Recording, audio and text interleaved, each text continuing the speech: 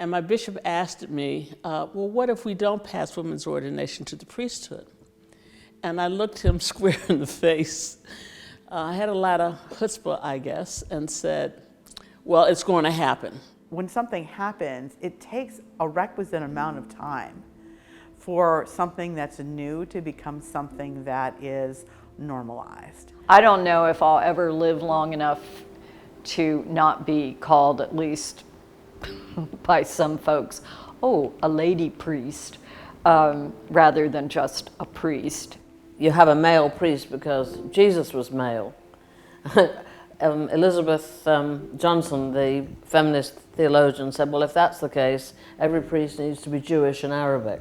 I would say, why baptize me to be a Christian if you're not going to give me the full right of being a Christian? And I did everything in the church except be the priest. And then when I saw a female priest, I was like, oh, I can do that too. That minister part never would have occurred to me if I hadn't seen a woman in that role. And when the altar party came in, the person vested and ready to as celebrant was a woman, and I just, my tears, just kind of flowed because I'd never seen that before. The ordination of women had not yet passed our General Convention, and indeed the Philadelphia 11 had not been ordained yet when my pastor, my priest, and the members of my church were excited to have this young black woman in their midst, and they began to raise the issue of ordination to me. It was as if God was priming the pump to get me ready for the call. So it never was a question of giving up or not trying or wondering where the strength or stamina would come. It just was there.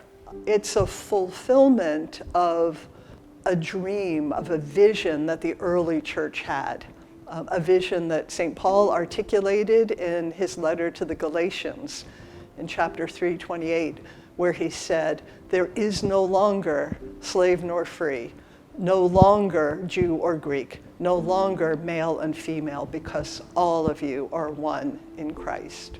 And so I think it's important for us to uphold and remember that there are those who went out before us who really bore the heat of the day, death threats, and all kinds of other negative and violent reaction to these 11 women who stood, and I want to say 12 because Barbara Harris was the crucifixion that day, who knew that God was calling to something that the church was not quite ready for, but the church needed to get ready for.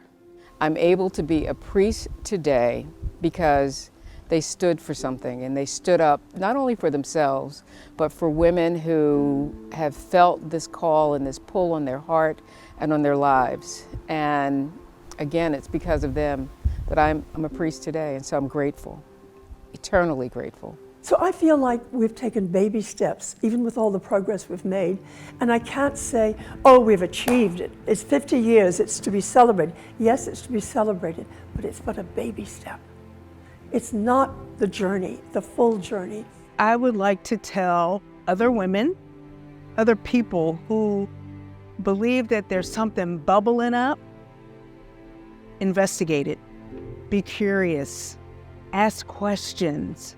See where God is leading you. Like I said before, you never know what God is doing and how the Spirit is going to move you. And so be curious.